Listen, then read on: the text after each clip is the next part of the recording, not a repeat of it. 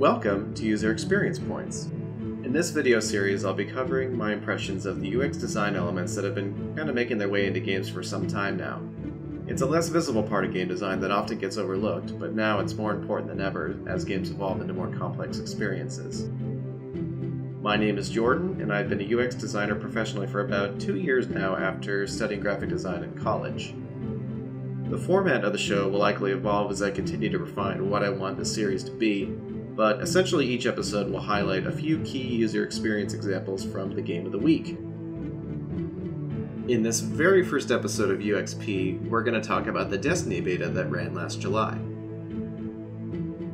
I was hoping to release this episode about 2 weeks ago instead of less than a week before the final game launches, but that intro took a really long time for me to make. Hey, do you want to see it again? Nah, I'm just kidding.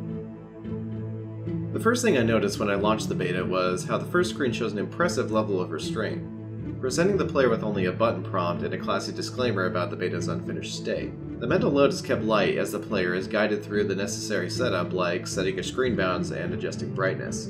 Each step is presented with consistent messaging in the middle of the screen, informing the player its purpose and how to adjust it. Honestly, I can't really find any flaw with this.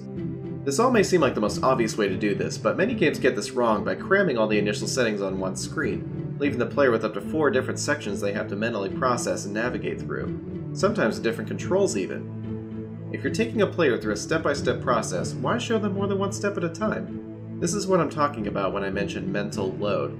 It's the amount of information your player has to process before they can complete the task in front of them. Keeping this in mind is especially important with onboarding in video games because anything that creates a barrier between the player and their new adventure as a badass space warrior had damn well better go smoothly without requiring them to stop and try to decipher an overly complicated brightness slider. With onboarding out of the way, the player is immediately taken to the class selection screen. Each class is presented with a brief description and a preview of that class's skills. It's actually a really smart choice to present this screen before letting the player get into the finer details of character customization, since choosing a class can get them thinking about how their character should look. Character customization values quality over quantity by limiting the choices to more defining features like hair, face, and tattoos. No unnecessary cheekbone sliders here. These options are organized into sections, which keeps the amount of choices on screen at a very manageable 4 or less at any given time. One personal nitpick is the lack of information regarding race selection. Aside from appearance, no further lore is provided for any of the races, making them currently a purely cosmetic choice. This could very well be explained later in the game, but it seems like a missed opportunity. Haha, perfect!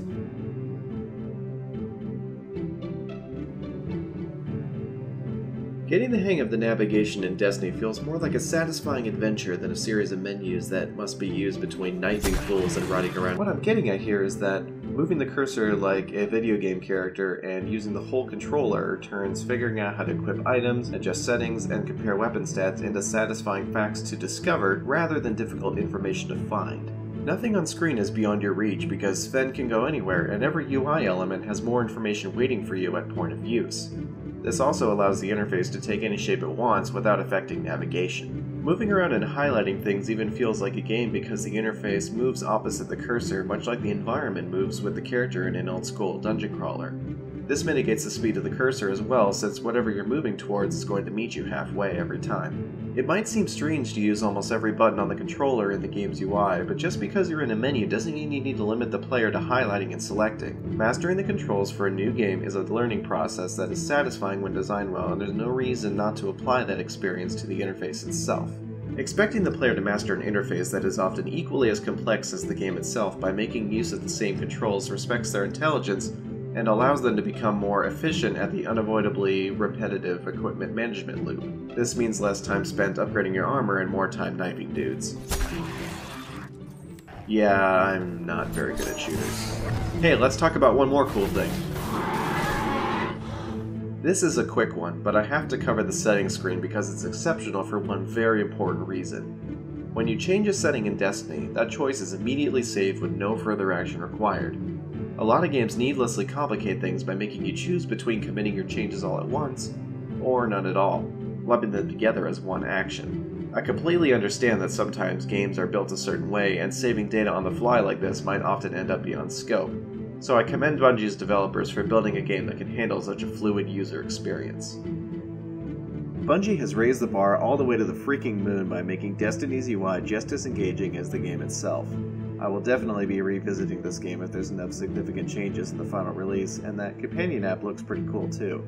But next week we're going to talk about something else. Thank you for watching, and be sure to subscribe if I've uncovered your inner fascination with UX design in video games. I'm very open to feedback, so feel free to leave a comment or find me on Twitter. See you next week.